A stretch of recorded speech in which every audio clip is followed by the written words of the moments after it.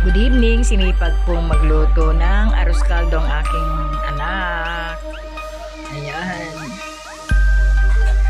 Napakarami pong arroz caldo, pero akala ko po ay hindi mauubos.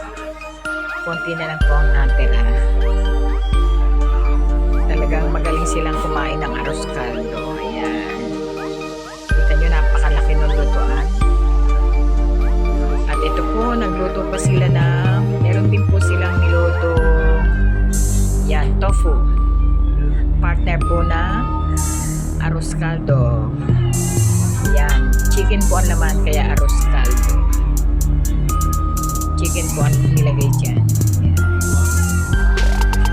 Yan po, nilagyan ng onion spring or onion leaves sa ibabaw.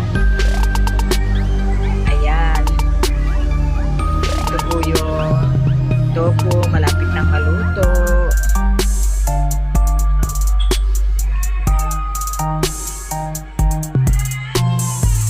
Yan, napakasarap po niyan. Ayan, ito na po, tapos na. May itlog na pugo at saka may onion spring.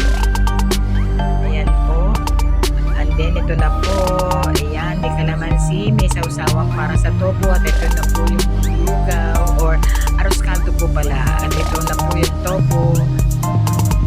Yummy! Yan po. Yan, sarap yan. So, let's eat po. Ito na po, kakain na ako. Masarap pong arroz caldo. Thanks for watching. Love you